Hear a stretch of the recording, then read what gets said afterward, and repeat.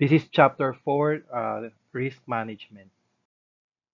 In this chapter, we'll define risk management, risk identification, and risk control. We'll describe how risk is identified and assessed.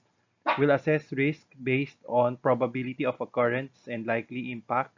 We'll explain the fundamental aspects of documenting risks via the process of risk assessment. We'll describe the various risk mitigation strategy options. We'll identify the categories that can be used to classify controls.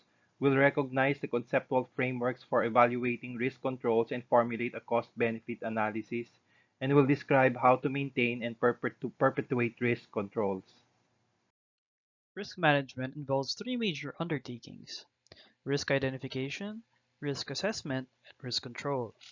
Initially, the organization must identify and understand the risk it faces, especially the risk to information assets.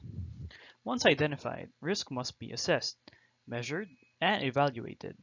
The key determination is whether the risk an organization faces exceeds its comfort level.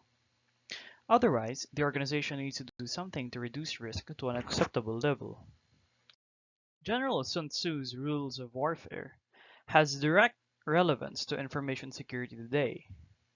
The first step is to know yourself. You must identify, examine, and understand the current information and systems in your organization. The second step is to know your enemy. This means identifying, examining, and understanding the threats facing the organization. This shows the various components of risk management and their relationships to each other. Each community of interest has a role to play in managing the risks that an organization encounters.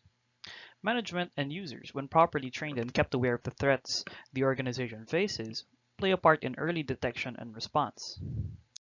A risk management strategy requires that information security professionals know their organization's information assets. That is, how to identify, classify, and prioritize them. Once the organizational assets have been identified, a threat assessment process is used to identify and quantify the risks facing each asset.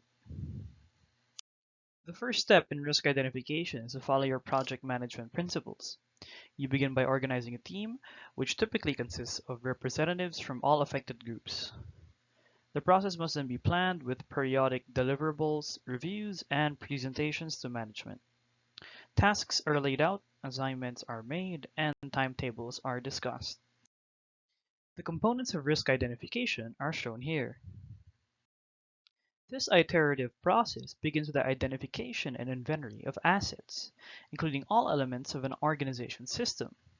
Assets are then classified and categorized. Also, creating an inventory of information assets is a critical function of understanding what the organization is protecting.